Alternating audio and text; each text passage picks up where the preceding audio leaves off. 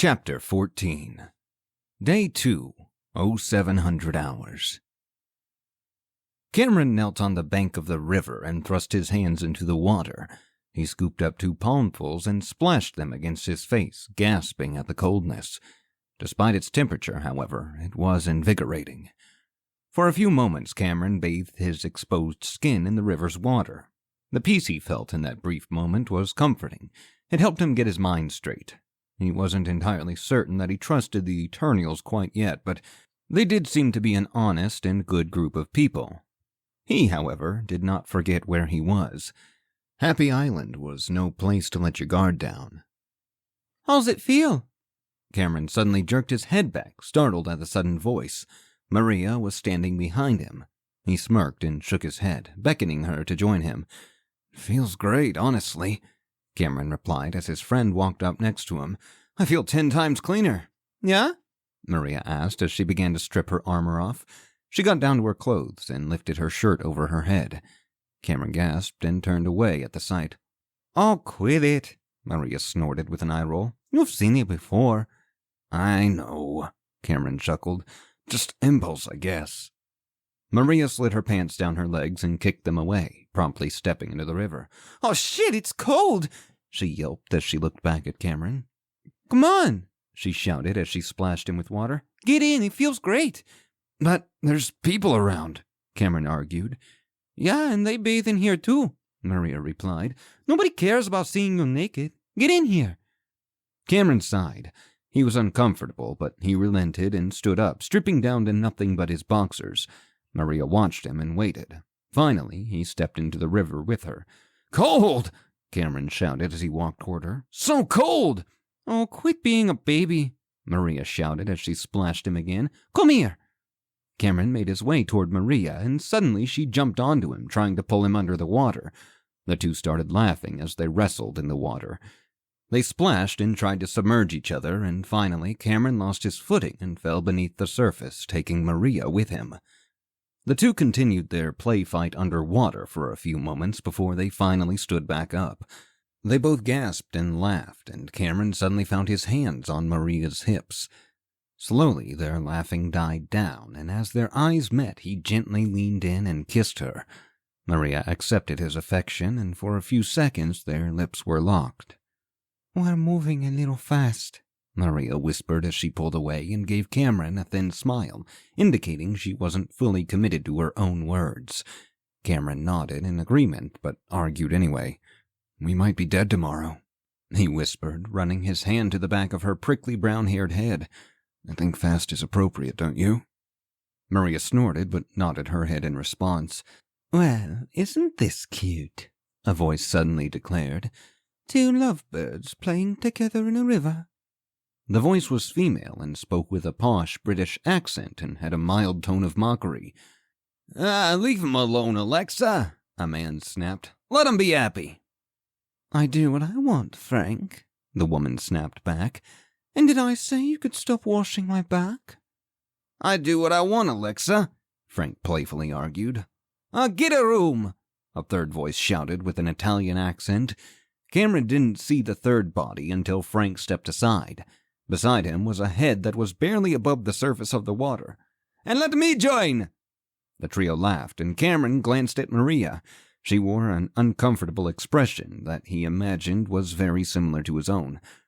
"Please don't mind us," Frank said to Cameron and Maria. "And especially don't mind Alexa. She's a bitch born in the deepest pit of hell." "Fair assessment." Alexa shrugged her shoulders and looked down at the shorter man. "Would you agree with Frank, Gino?" "If you agree, I agree," Gino replied as he struggled on his tiptoes to keep his head above water. "Whatever pleases you, my love." Alexa wore a smug look of victory and winked at Cameron before relaxing and allowing Frank to continue washing her back. Gino stepped in a little closer as well, and Cameron decided he was done standing in the river for now. Maria seemed to agree. He didn't want to be exposed to whatever fluids the overly sensual trio may have been secreting into the water any more than he had to. Cameron and Maria splashed toward the riverbank and hurried out of the river. The sound of Alexa laughing with amusement could be heard behind them, and as Maria and Cameron sat on the ground and looked at each other, they too began to laugh. Who are these people? Maria asked as she lay back on the ground, still giggling about everything. How can they all be so happy here? I don't know. Cameron lay on his side next to her. But it's not a bad way of living. Maybe this is a good place to rest our heads. Maybe, Maria repeated. as long as they aren't cannibals or something. Do you think they might be? Cameron whispered. Cannibals or something weird? No, really. Maria laughed in response. I think they are just a bunch of hippies trying to get by. Ah! Floof suddenly declared as he approached from behind Cameron and Maria. I see you have indulged in the refreshing waters of the river. Very good. I hope it brought you much satisfaction. Cameron turned around and released a small chuckle. Yes, he nodded and smiled at Floof. It was great. Thank you for guiding us here. It was nothing, truly, Floof said, waving his hand at the two of them. It is a pleasure to be able to serve. Anyway, I am happy to announce that breakfast is ready. Please, follow me to the bonfire, that we all may get to know you a little better. Cameron and Maria got to their feet just as Floof called out to the others bathing in the river. Come, you hooligans, he shouted at Alexa, Gino, and Frank. The morning meal has been prepared and is ready to nourish your bodies. Maria hopped to her feet and got dressed. Cameron, however, suddenly felt a wave of vertigo and the world around him began to spin. Oh no, he groaned as he placed his palms on each side of his head. Not again. What, are you having a memory? Maria asked as she looked down at him. She observed for a moment and then looked back at Floof. He's having a memory, Maria said. Come on, let's... Cameron suddenly toppled forward and crashed into the river. You know I love you, right? Sarah and Cameron sat on a massive tree limb together in the forest as they had always done. It was their tree. They had found it in their first few weeks of being together and had frequented it many times since. Cameron gazed deeply into the eyes of Sarah, the girl he loved so much. The air was peaceful around them. It was dusk, and the pink Kansas sky looked beautiful above the two. Cameron didn't know what to say. He felt that his world was ending, like it was all crashing down on him. Sarah was heading off to college, and Cameron just couldn't bear being apart from her. What do I need to do? Cameron whispered. She was trying to break up with him. Cameron, you just... Sarah sobbed as she looked away from him. Look, you just need to find your own way. You are my way, Sarah, Cameron pleaded. All I want is you. I don't need school, I don't need family. I need you, beautiful girl. Sarah's face wrinkled up and she sobbed more. Look, Cameron whispered, fighting back his own tears. I'll go with you. Remember that time we ran away together? You remember, Sarah? Well, we'll do it again. Just you and me against the world. We can take it. We can do it. Together. Cameron, Sarah tried to argue. I'm doing this, Sarah, Cameron whispered as he wrapped his arms around her.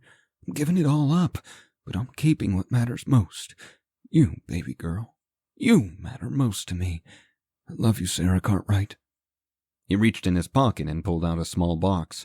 He had fought with his grandmother about it for a week, trying to convince her that what he felt was real, that he had to do what he was going to do. Finally, instead of giving him a loan as he wanted, she pulled the ring off her own hand and gave it to her grandson. She told him he had best not be making a mistake. Sarah, baby girl, will you marry me? Cameron's eyes jerked open and he gasped. Tears fell down his face and he wept at the memory. He couldn't imagine having ever felt any better in his life than he did on that tree with Sarah. His mind raced as he tried to remember more. What had become of them? Did she say yes? Where was Sarah now? Cameron felt a pain in his chest. He wanted answers. He wanted Sarah. He looked up at the faces looking down at him and cleared his throat. I'm fine, he whispered as he sat up. He could smell bacon. He heard chattering and laughing all around him. Across from him sat Floof, smiling. He held a pillow in one hand and a steaming mug of tea in the other.